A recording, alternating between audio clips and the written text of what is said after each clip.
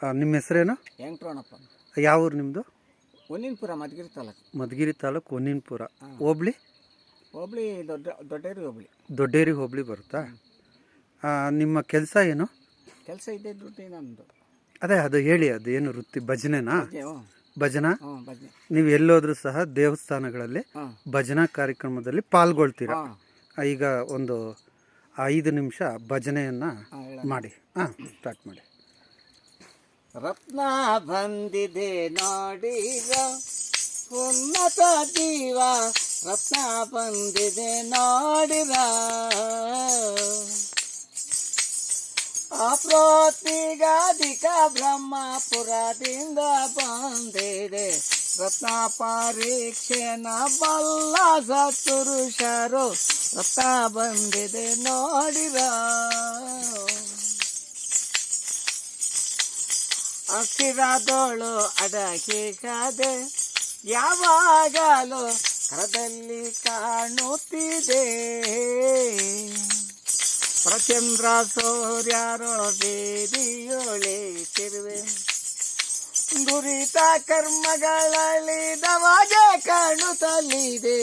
ರತ್ನ ಬಂದಿದೆ ನೋಡಿರೋ ಉನ್ನತ ಜೀವ, ರತ್ನ ಬಂದಿದೆ ನೋಡಿರ. ಅಷ್ಟಾದಳಂಗಳಿಂದ ಆ ರತ್ನವು ದಿಟ್ಟವಾಗಿತು ಅದರಿಂದ. ಅಷ್ಟಾದಳಂಗಳಿಂದ ಆ ರತ್ನವು ದಿಟ್ಟವಾಗಿತು ಅದರಿಂದ.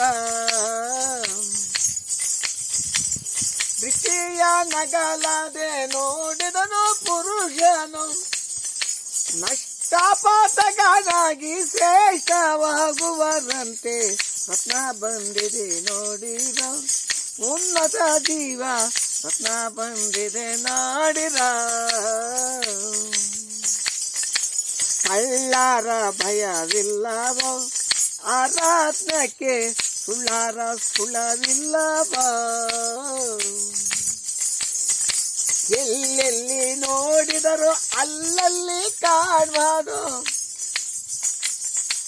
ಒಲ್ಲೆನಂದರೂ ಬಿಡದೆ ಎದುರಿಗೆ ನಿಲ್ವದು.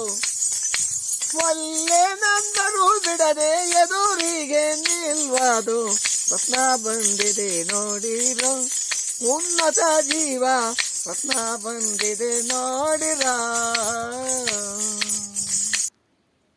ವೆಂಕಟರಮಣಪ್ಪರವ್ರಿಗೆ ಭಜನೆಯನ್ನು ಮಾಡಿದ್ದಕ್ಕೆ ತುಂಬು ಹೃದಯದ ಧನ್ಯವಾದಗಳು.